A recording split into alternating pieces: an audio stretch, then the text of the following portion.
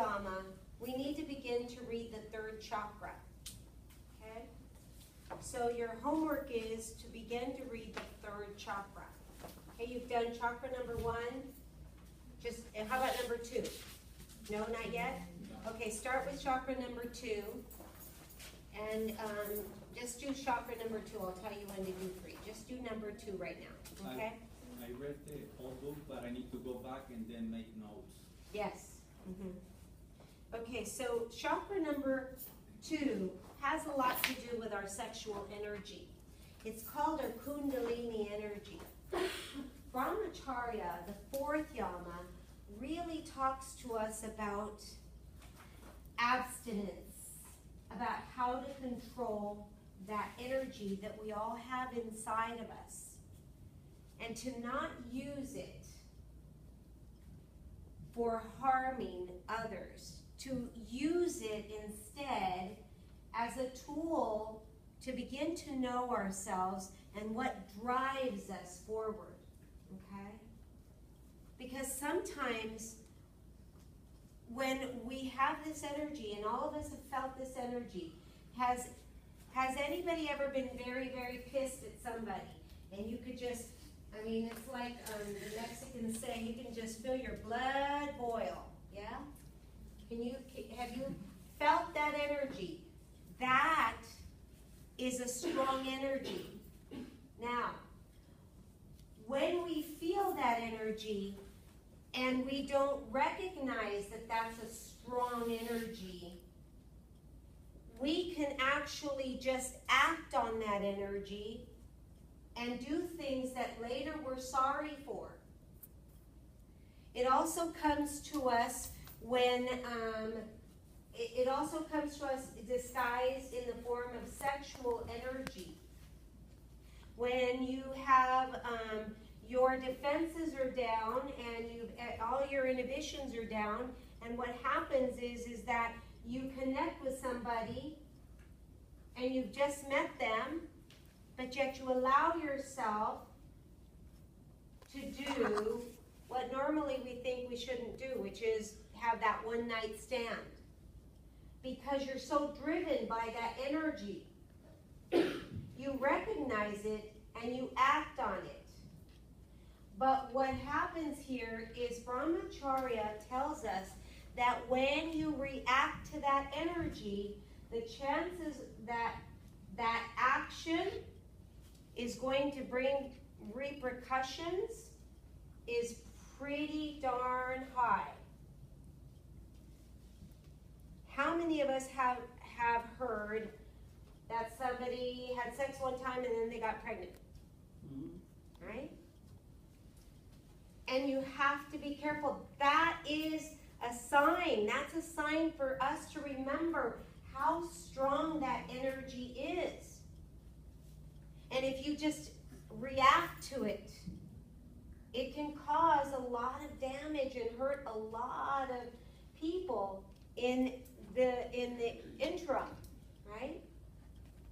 So you have to make sure that you abstain. That's what that word means, to hold back, to abstain from allowing and reacting to that energy until you're fully aware. You allow this energy, it's right here, we all know it, it's right here, and allow it to flow up through our heart, and ask our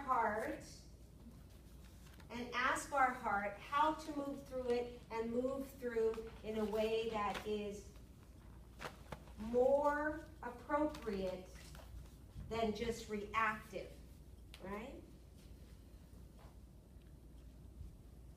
So that comes to us in any situation when we're angry as parents. We say something, or even with your siblings, you say something and you get really upset, and if you allow that Kundalini to move through you and you react on it, chances are you're going to slap somebody, right? Or punch somebody. Or even worse, punch the wall and hurt yourself, right? So Brahmacharya says, do not do that, but recognize the energy and and allow it to flow through you. Come to your heart center, make a wise decision, and then act from the space of love.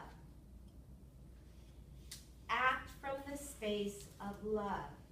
And love means to yourself as well. Now, some of us are thinking, well, we react out, but there's a lot of people out there that feel the Kundalini energy, and then what do? They harm themselves.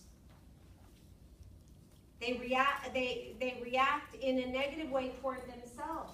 There's no self-love there. There's no self-love there. Right? And so, whether you're choosing to love yourself or choosing to try to love somebody else, it's all coming from brahmacharya. You've got to allow and recognize that energy and realize that you should not use that energy frivolously. That means without thinking. And to use it and to allow it to move into things that are not good.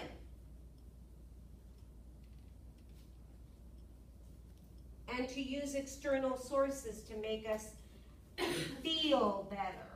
That's a powerful energy. That's a very powerful energy. And sometimes when you're in that energy, you feel the energy because a lot of people use alcohol to let their inhibitions down. And then they think if one makes me feel good, two will make me feel even better. And that comes from the humanness inside ourselves. That is from that egoic mind that says if one is good, two is better. Now, how this plays out in our behavior is this. When we are given something for free, when we are allowed to get something, how many of us say, oh, it's okay, it's free, I'm going to take two. And that, my friends, is not the way we're supposed to behave.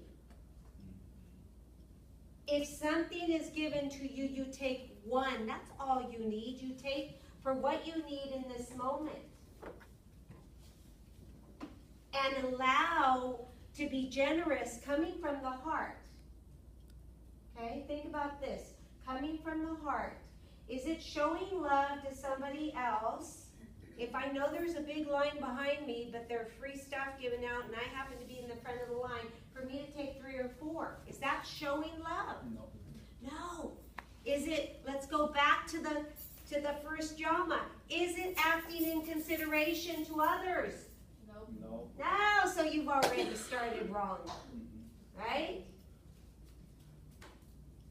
Don't even go any further. Just ask yourself, is this a himsa? You're going to walk around all the time going, is this a himsa? No, okay, don't do it. Right? You're not even going to go to the rest of the yamas. Right? But see, that's what a lot of us do. Somebody will put out a plate of cookies, and what happens? Oh, I'll take 1, I'll take 2, and maybe 3. Oh, wait, my friend wants 1, here's 4. Because what are you doing again? You're telling the universe, let me have a lot because I'm not sure that I will have any more. So you are acting and coming from the energy of lack. Let me tell you this. If you knew that you could get as many cookies as you wanted and they'd never, ever, ever run out, would you take more than 1? No, you wouldn't. But yet that's how we act every single day, and that's not what brahmacharya is all about. It's about only taking what we need right now. Let me give you it now. Let me take it even further for you. How many